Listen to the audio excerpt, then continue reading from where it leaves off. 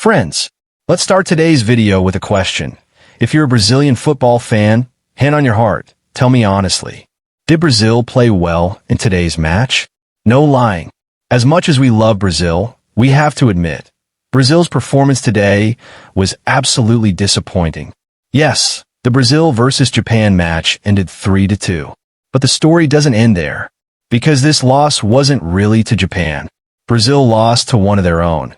A defender whose mistake turned the entire match around. Yes, I'm talking about Fabrício Bruno.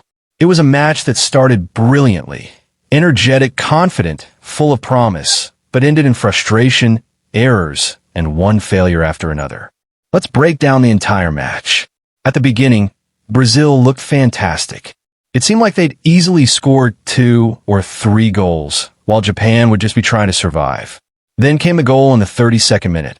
Oh, what a beautiful one. Bruno Guimarães with a stunning through pass, and Paulo Henrique finishing like an artist. Perfect teamwork, perfect finishing. Then again, another magical moment. Lucas Paqueta's lofted pass, and Gabriel Martinelli's calm, clinical finish. Watching that goal, you'd think, yes, this is Brazil. This is the Seleção. But you know how football works? One moment can change everything. And that's exactly when Fabrício Bruno's mistakes began. In the 52nd minute, Japan launched a counterattack. A simple cross, something any focused defender could have cleared easily. But no, Bruno slipped, the ball deflected, and into the net. An own goal, a tiny mistake that completely shifted the momentum. Brazil still had time to come back, but mentally, they seemed to crumble. Then, in the 73rd minute, the same story again. Across from Japan's wing, miscommunication between Bruno and goalkeeper Hugo, and Japan scored their third goal. Result, Brazil fell behind 3-2. Now here's the question. Is Bruno the only one to blame? Honestly, no. But as the central defender, his errors completely changed the outcome of the match. Brazil's defense looked totally disorganized today. Especially Fabrício Bruno and Lucas Beraldo. There was no coordination between them. And goalkeeper Hugo Souza, Brazil's second choice, kept mispositioning himself. You could almost feel that if Alisson were there, at least one goal might have been saved. Now, let's talk about Coach Carlo Ancelotti. Even with all his experience in world football, he made a big tactical mistake today. He pushed his wingbacks too high up the pitch, leaving huge gaps behind. Japan exploited that perfectly, counterattack after counterattack, tearing Brazil's defense apart down the wings. Still, one thing's clear, Brazil didn't play badly overall.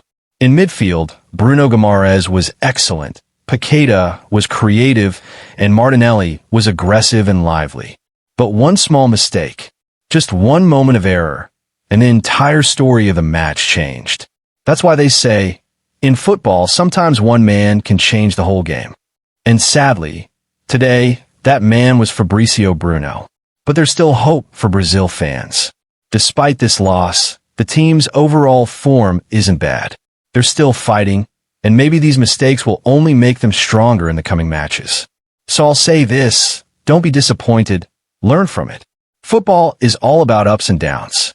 Today Brazil lost, but tomorrow, this same team might lift the trophy. So, friends, what do you think? Should Fabrício Bruno take full responsibility for this loss, or is Ancelotti's tactical error equally to blame? Share your thoughts in the comments.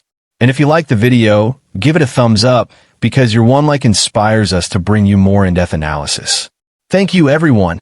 See you in the next video with another match breakdown. Until then, stay well and stay in love with football.